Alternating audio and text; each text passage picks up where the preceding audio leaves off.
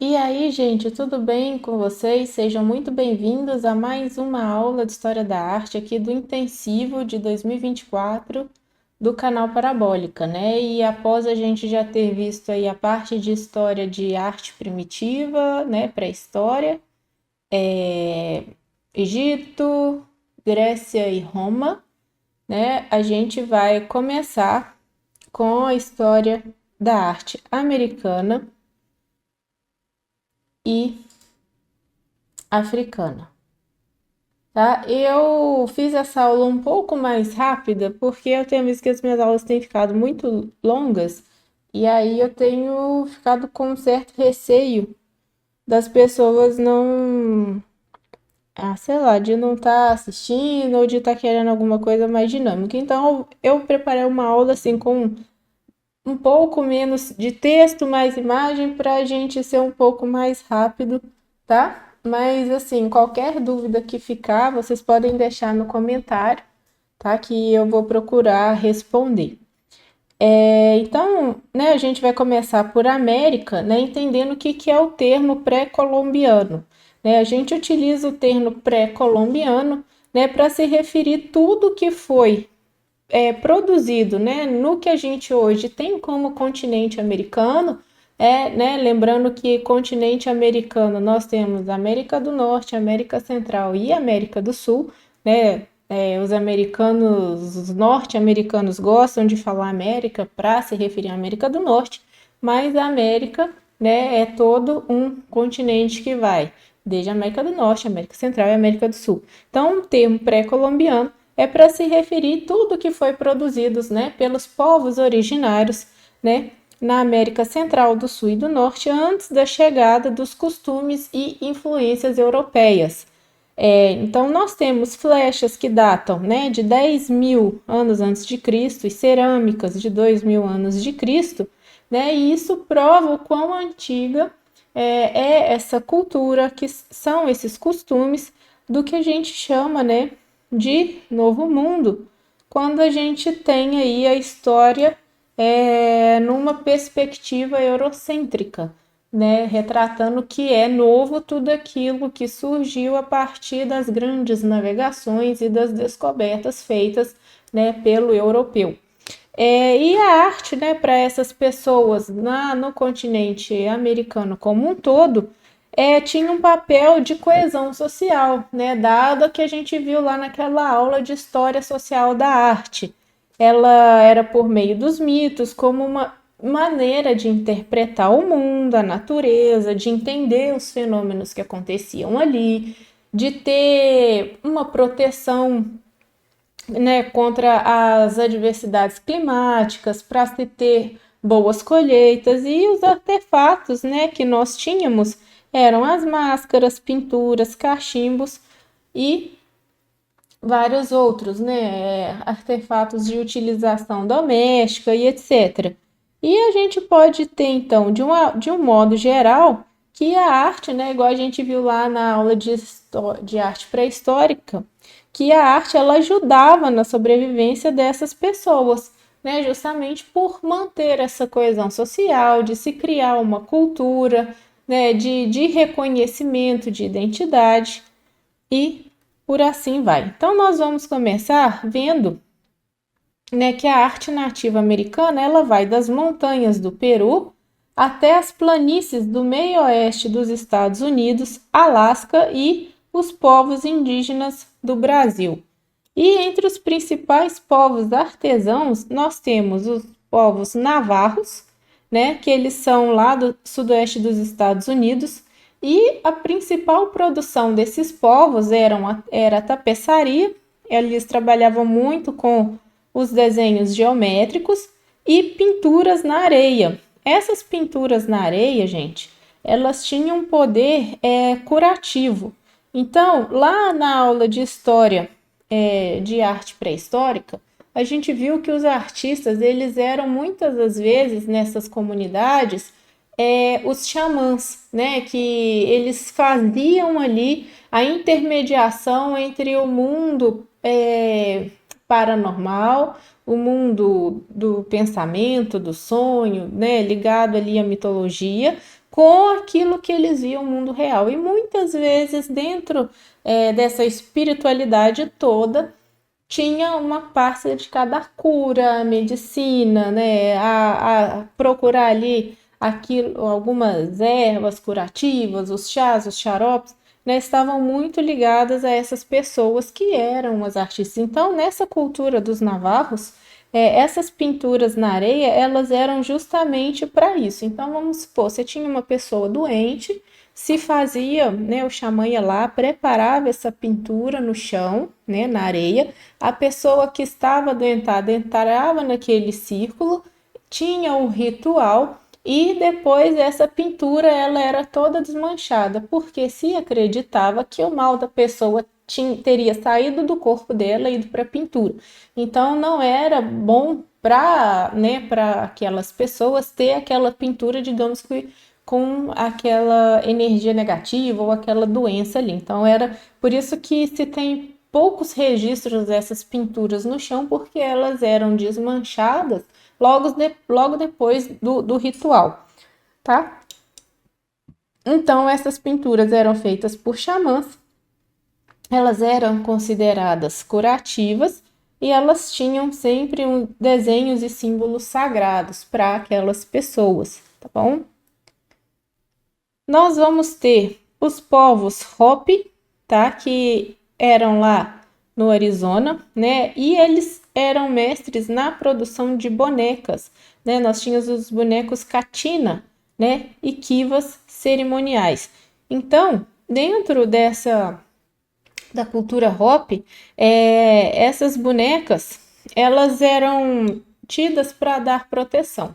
Então, todas as casas tinha, né, uma dessas bonecas e acredita-se que as crianças, ao chegar a uma certa idade, ganhavam uma boneca para que fosse tipo o mentor, o guia, o protetor daquela criança, daquela pessoa.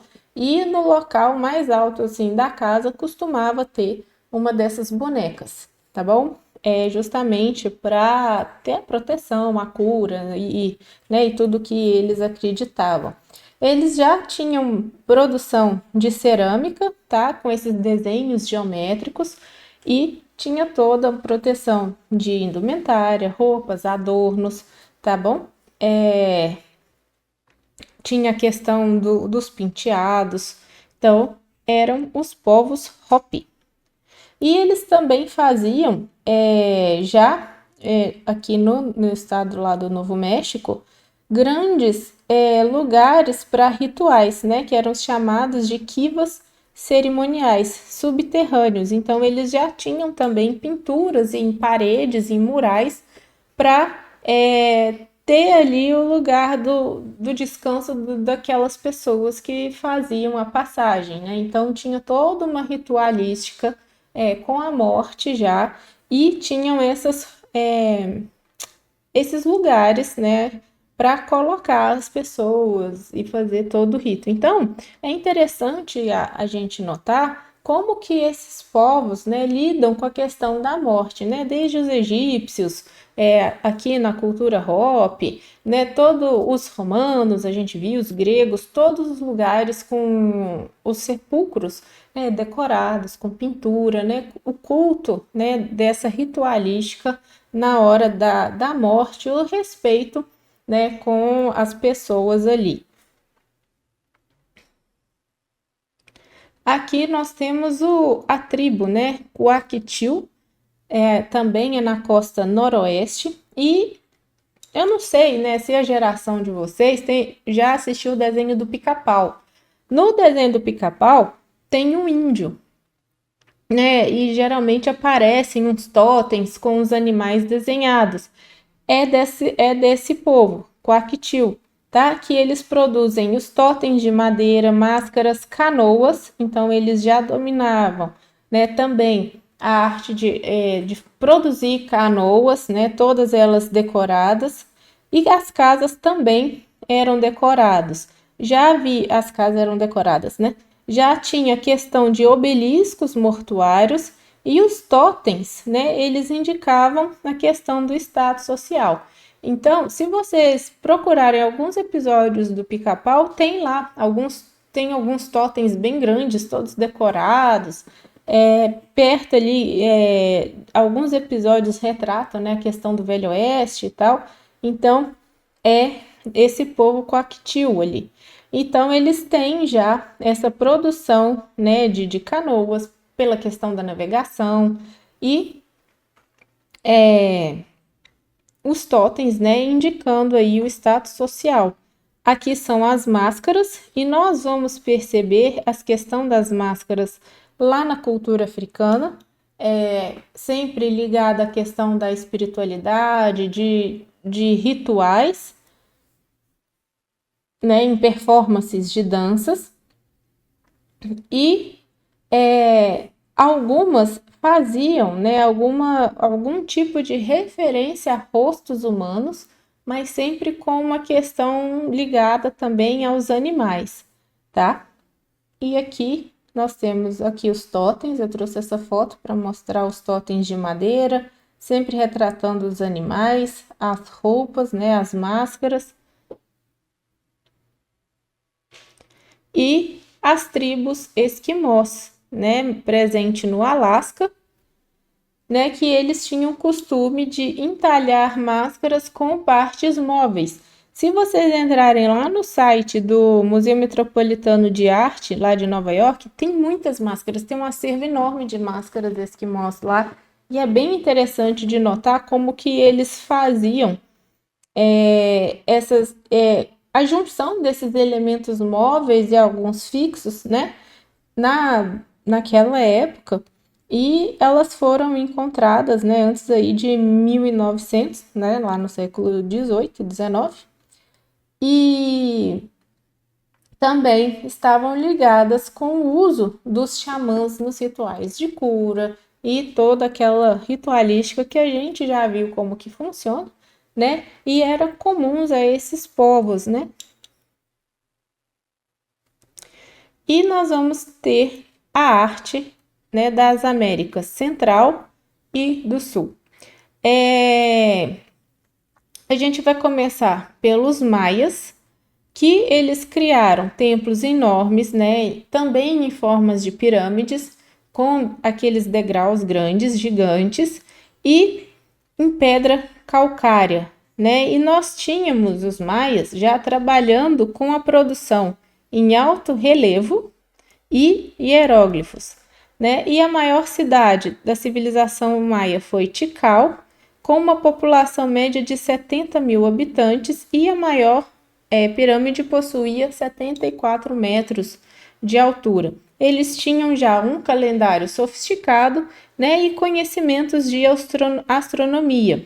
Entrou em declínio ali por volta de 900 anos depois de Cristo, tá? Então, eles já tinham, né, trabalhos em cerâmica, escultura em alto relevo, né, produção, digamos que arquitetônica voltada para templos, né, moradias e muitos detalhes. Aqui é um incensário de cerâmica, tá? Então eles já tinham, né, todo um trabalho ali de incensos, né, objetos para serem utilizados, trabalhos em jade, tá? A jade, ela também foi utilizada como material de escultura por alguns povos, né, aqui no Brasil, ali no alto do rio Amazonas, né, dividindo ali Jacó-Bolívia. Então, já tem alguns povos que já trabalham o jade ali, tá? Então, muitas coisas sendo utilizadas pedras, o jade, pedra calcária, tá bom? Aqui é o templo de Tikal, que é o segundo, né? O templo das máscaras. E a gente fica assim, né? Como arquiteta, principalmente encantada com essa questão, ó, de como ele foi construído, né? Em termos de com técnica de construção civil mesmo, sabe? O encaixe das pedras, né? A questão da escadaria, muito bem feito. Então, assim, mostra, né, o conhecimento que eles tinham, né, com a construção, com o tipo de terreno que eles moravam, que eles ocupavam ali, e com a questão da arte também. Civilização asteca, né? A cidade do México era a capital e o maior centro urbano do vasto império asteca, e eles tinham, né, volumosas imagens e esculturas de deuses, então era uma civilização muito ligada à questão dos mitos, e eles eram especialistas em trabalho em ouro, né, metalúrgico, tanto que, né, quando foi sendo descoberta, né, foram sendo descobertas as produções das civilizações, né, os europeus ficavam assim encantados com a quantidade de ouro que tinham nas produções dessas pessoas.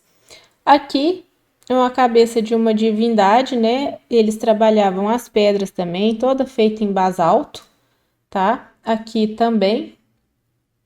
Aqui já é uma escultura que fica na entrada do Museu Nacional de Antropologia, lá na Cidade do México, e chama Tlaloc, né? É uma estátua e sempre remetendo aos deuses, né? Às divindades, aos mitos. E os incas, né? Que eles eram especialistas em metalurgia, eles já trabalhavam a prata, o ouro, tá? Tanto que quando os espanhóis chegaram até eles, eles estavam no auge, né? Quando começou a acontecer o massacre e o declínio, né, da civilização inca, né, lá no Peru. Aqui a questão da escultura já eram trabalhos que eram imbuídos de simetria, ó. Se a gente passar uma linha aqui, nós vamos ver que essa escultura ela é bem simétrica. A questão da construção civil em pedra seca, ó, a questão do corte das pedras e do encaixe, tá? Num templo inca. E essa aqui, uma figura feminina também em ouro, que data de 1533. E é engraçado a gente pensar que enquanto isso aqui, né, 1533, estava acontecendo, né, o Renascimento na Europa, a gente estava no auge da perspectiva e né, de colocar, né, o homem no centro das coisas, o antropocentrismo, aquele resgate lá que a gente vai ver da cultura greco-romana, da clássico e tal. Aqui na América Central nós estávamos no auge, né, da civilização inca, né, com a construção dessas esculturas ainda remetendo, né, às divindades, às crenças que eles tinham.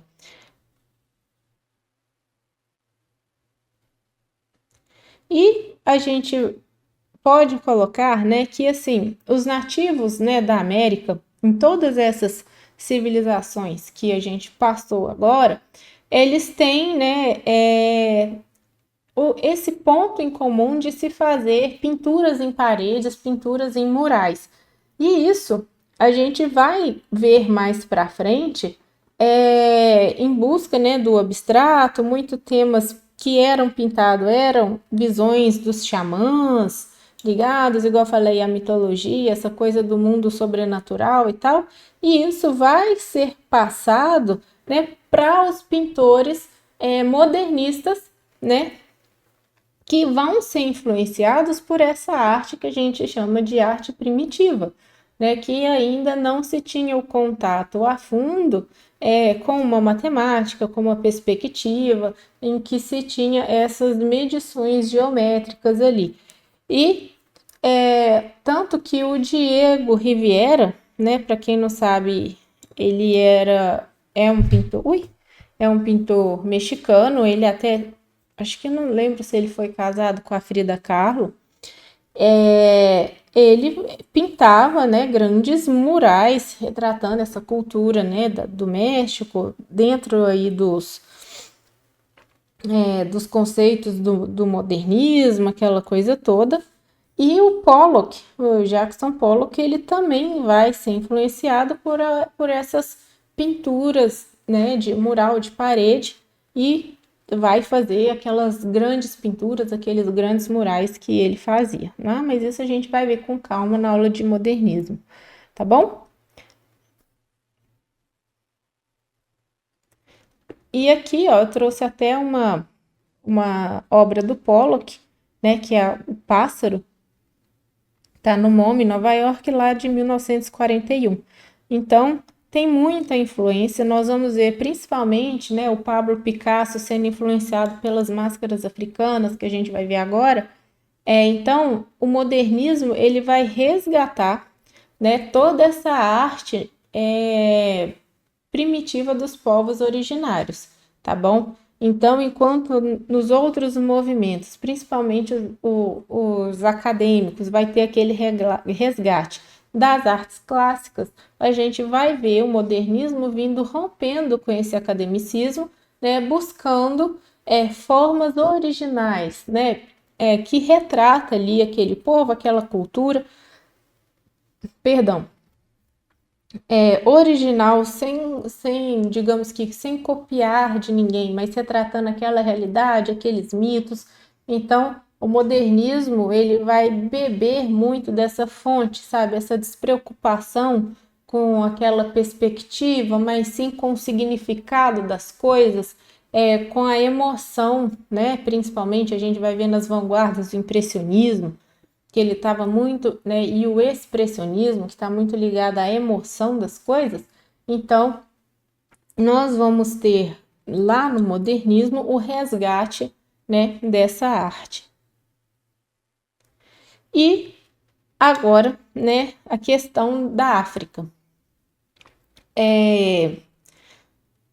Falar de África em pouco tempo é uma coisa muito complicada, porque na África você não se tem uma cultura africana, mas diversas culturas africanas, né?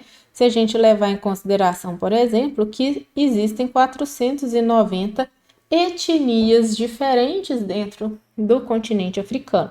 Então, eu fiz uma busca, né, daquelas que aparecem mais, que são mais relevantes para colocar e algumas que eu achei interessantes, né? Então, cultura africana é o conjunto de conhecimentos, crenças, valores e costumes que os povos que habitam o continente, né, africano possuem.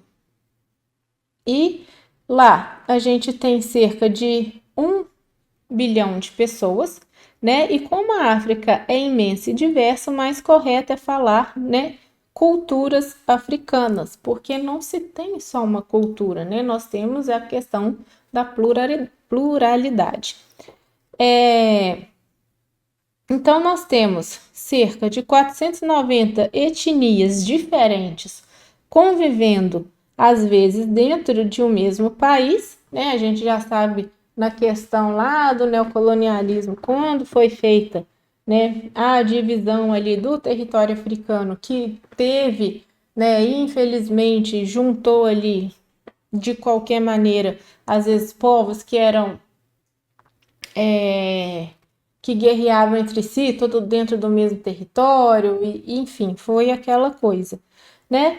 E nós temos só na África do Sul 11 idiomas e diversos grupos étnicos, né? E dentro deles nós temos os Zulus, eu não sei como se pronuncia essa palavra, os Xhosas, os Pedis, Sotos e Utsuanas, tá? Então, assim, é um continente extremamente rico de cultura, de idiomas, de formas de arte, de história, tá? Então, assim, eu peguei aquilo que dentro do meu alcance achei que fosse produtivo, tá? Mas falar de África demandaria aí, tipo, umas 20 aulas só para a gente ficar falando das particularidades de cada região e de cada cultura, tá bom? Então vamos lá.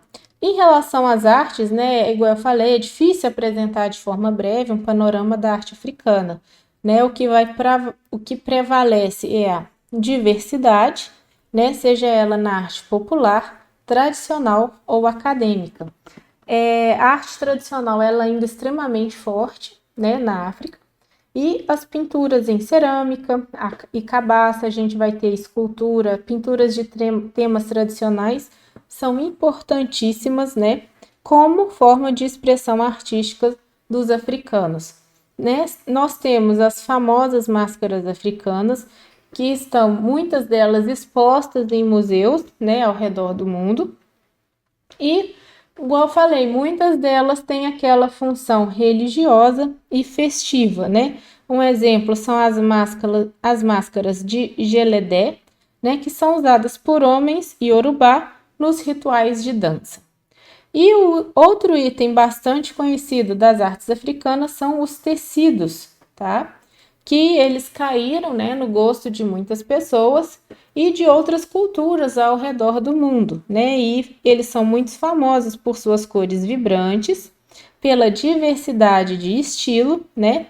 E os tecidos, eles comunicam a questão, né, da identidade cultural de quem utiliza. Então, é um artefato assim, extremamente importante de identidade, de cultura, né, para as pessoas. E a questão, nossa, o PC do Pedro não tem a fonte que eu usei, desconfigurou. Então, a questão das máscaras, nós temos como as principais obras da produção artística africana, né, quando se trata da África tropical, que são as máscaras e as esculturas em madeira. Elas possuem uma forma angulosa e assimétrica, quando a gente compara com a realidade. E para os povos africanos, esses objetos eles eram, né, e muitos ainda são sagrados, né, que eles trazem força vital de um espírito ancestral ou de natureza. Então, em muitos, né, rituais, elas vão ter aí essa força de conexão com os ancestrais, com a natureza, dependendo do ritual, né, e da etnia que vai estar utilizando ali, né?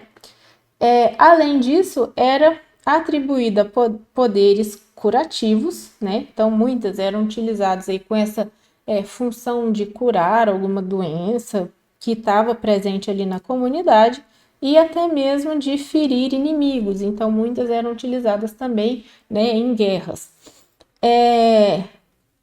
E muitas dessas máscaras, elas eram tão sagradas e consideradas tão poderosas que elas tinham que ser escondidas das mulheres e das crianças. Então, elas eram utilizadas, né, e depois elas eram guardadas ali, escondidas, para que as mulheres e as crianças não pudessem, né, ver ou ter contato, né, por ser uma coisa muito sagrada, muito poderosa ali.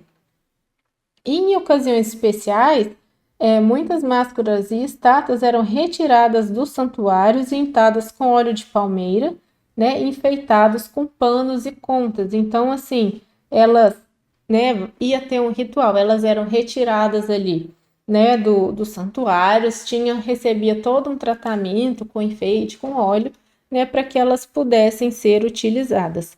E aqui eu trouxe essa máscara, eu não sei se é Caglé que fala, que era, né, utilizada, e o Picasso, né, vai se utilizar muito dessas máscaras para compor as suas obras.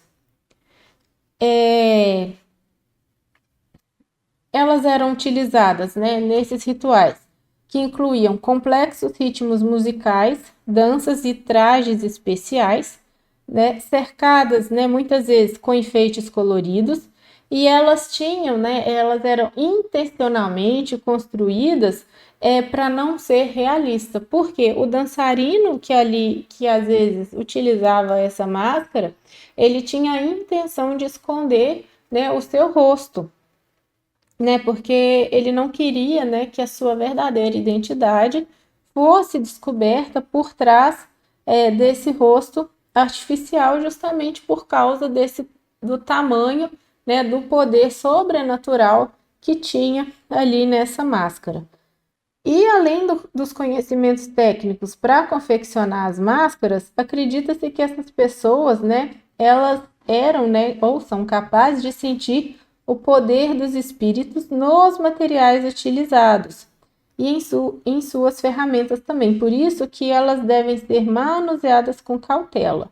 Então, quando você tem, né, eles acreditavam ali que uma pessoa vai confeccionar uma máscara em madeira, né, eles tinham que tomar muito cuidado porque eles conseguiam sentir o espírito que estava ali naquela árvore, na natureza, é a crença dessas pessoas, tá? Então tinha que ser feita com muito cuidado, com muita cautela, né, para não ferir o espírito da natureza. Então,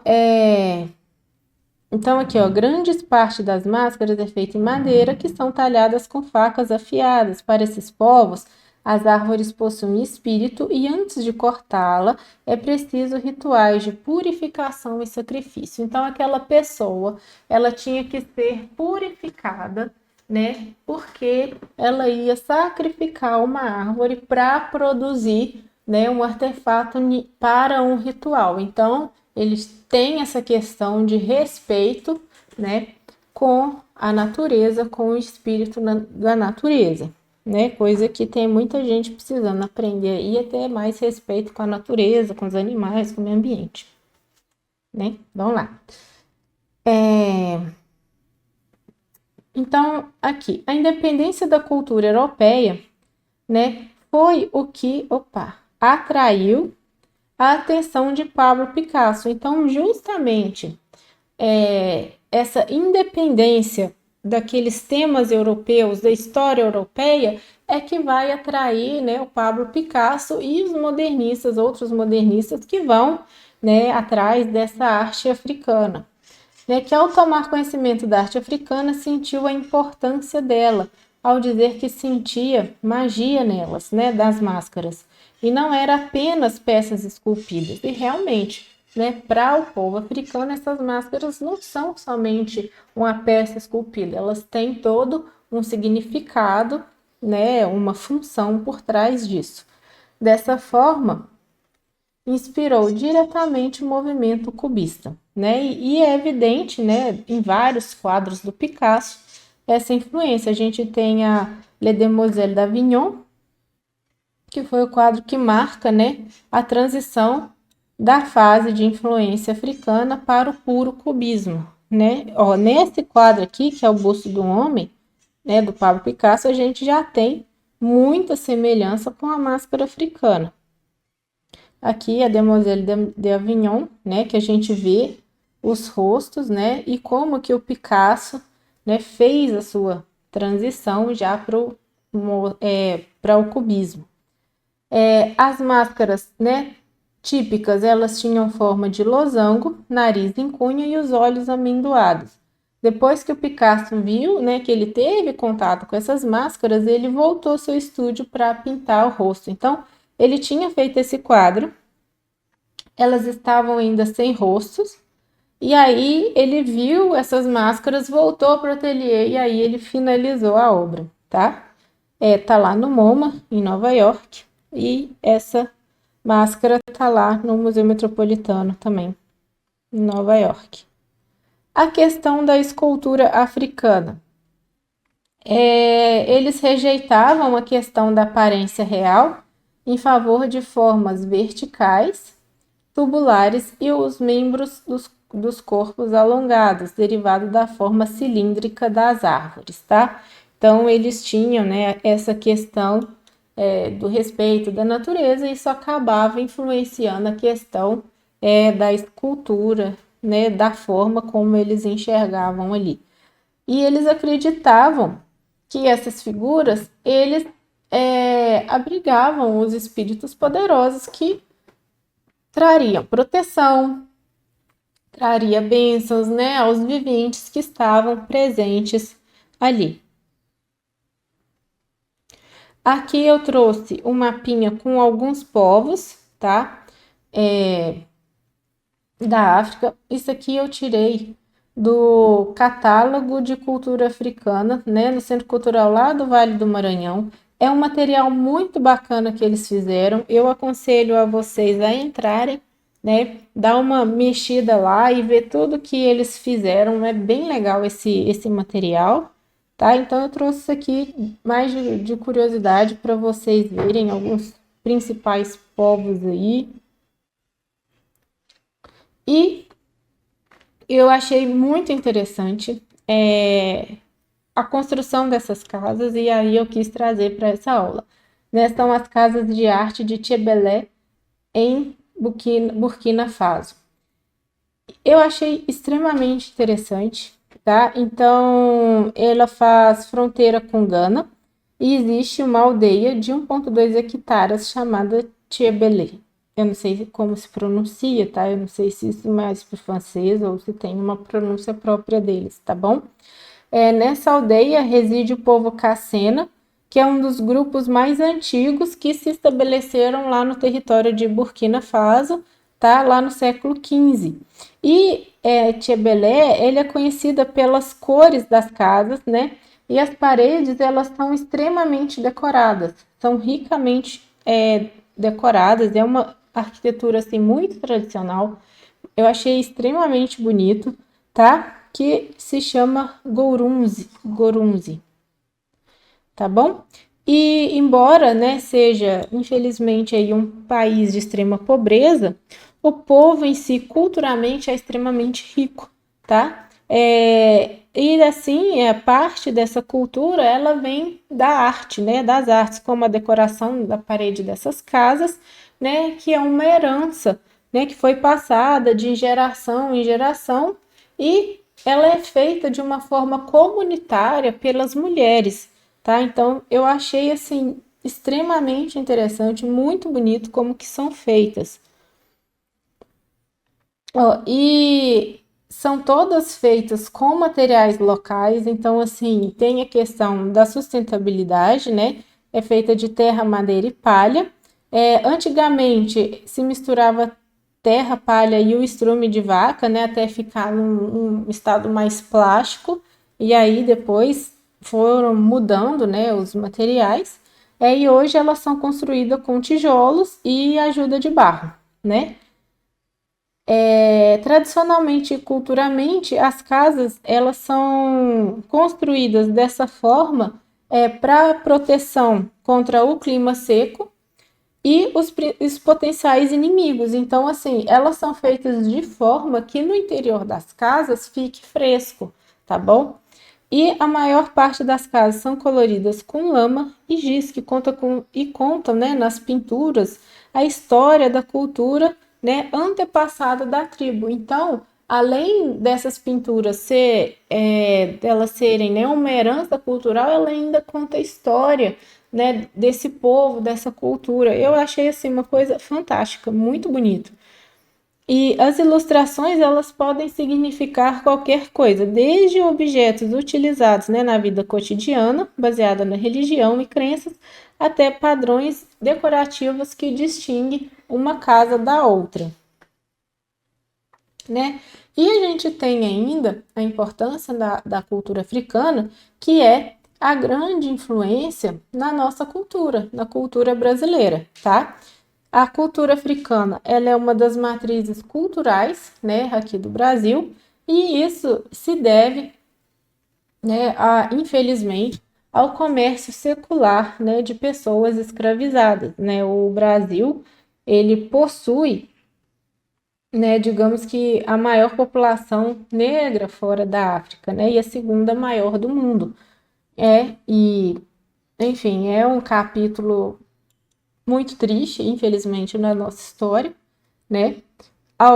E eles começaram a chegar no Brasil ao longo do século, né, no século XVI, e ao longo, né, do período de escravidão, quase 5 milhões de pessoas, né, saíram da África para chegar ao Brasil.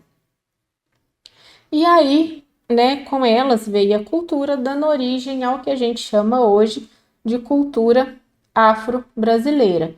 Um conjunto de valores, crenças e modos de agir influenciados pelas culturas que vieram da África, né? A cultura brasileira ela é formada principalmente da cultura europeia, da cultura dos povos nativos e da cultura que os africanos trouxeram para cá.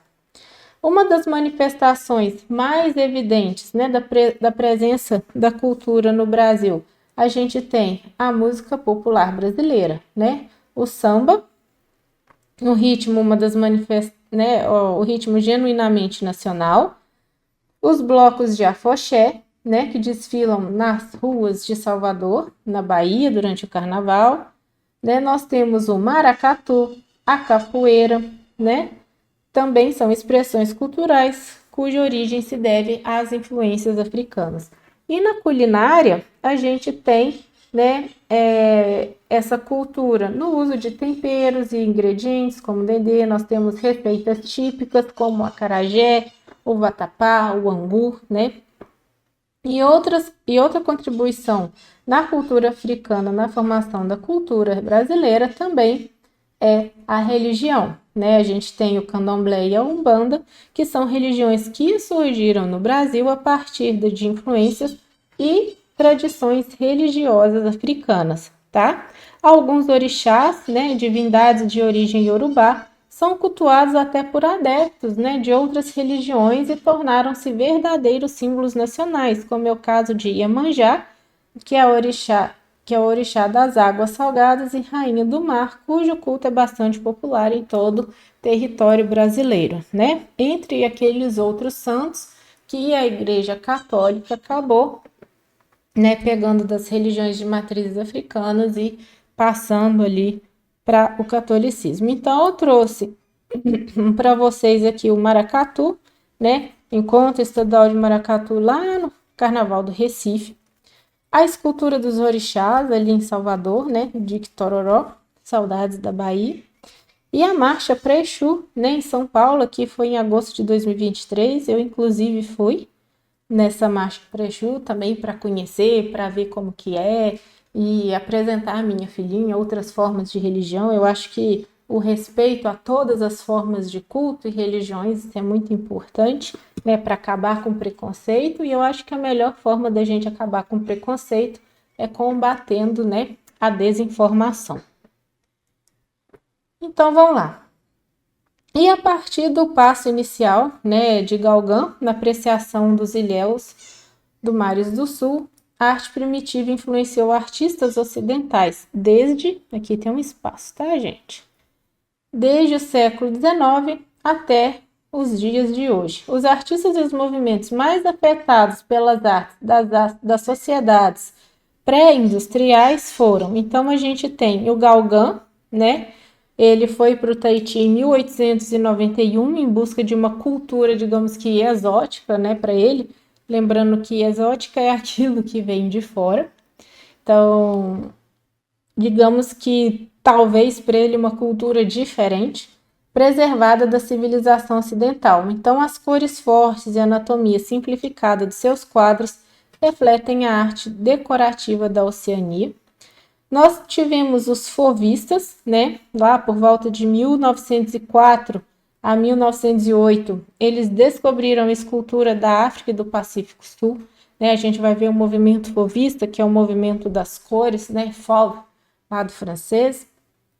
Nós vamos ter Matisse, Derain e Viamic, né? Que eles foram colecionadores entusiastas das máscaras africanas, e os cubistas, né, que são o Picasso e o Braque, que foram os pioneiros no movimento, né, baseados em máscaras e esculturas tribais e fraturavam a realidade em planos, né, superpostos, né? Então a gente vai ver aí o cubismo com aquelas rupturas todas, né? E o cubismo ainda estimulou a disseminação por toda a Europa, né, dessas culturas, culminando na abstração de Malevich e de Mondrian, tá? A gente vai estudar todos esses artistas aí, né, mais para frente nos movimentos. Nós ainda temos os surrealistas, então olha como que vários movimentos lá na frente vão ser inspirados nessas culturas, né, que não tinham influência europeia. A gente vai ter os surrealistas, né, lá na década de 20, que como o Miró, o Magritte, o Ernest Giacometti e o Dalí, que eles colecionavam entalhes do Pacífico, né, as máscaras africanas e esquimós. Os muralistas mexicanos, então a gente tem Diogo Riviera, o Davi Siqueiros, o Clemente, José Clemente, né? Eles dominaram a arte mexicana nos anos 30 e eles vão prestar, né, grandes homenagens aos impérios Maia e Azteca. Os modernistas, a gente vai ter o Mongliani, que ele vai encontrar na arte tribal o frescor que faltava ali naquela arte convencional, acadêmica, né, clássica. Então ele vai fazer as pinturas com aquelas mulheres de pescoço longo, que vai lembrar aquelas mulheres que usam tem aqueles alongamentos nos pescoços, né, lá na África. A gente tem os expressionistas abstratos com a impermanência das pinturas areia dos navarros, né? Vai influenciar o expressionismo abstrato no sentido de focalizar no processo de criação artística, né? Então, o que os expressionistas eles faziam, né? Eles tinham a impressão, né, junto ali do impressionismo, do momento que estava sendo feito, de focar no presente, então, e não no produto final. E os contemporâneos, né, que são diversos artistas, né? A gente vai ter o Roy Lichtenstein, o Herring, o Jasper Jones, David Sally, né, incorporaram em seu trabalho as imagens também das máscaras africanas, entre outros aí, muito contemporâneos até, né, que vai ter toda essa influência desses povos. Ui,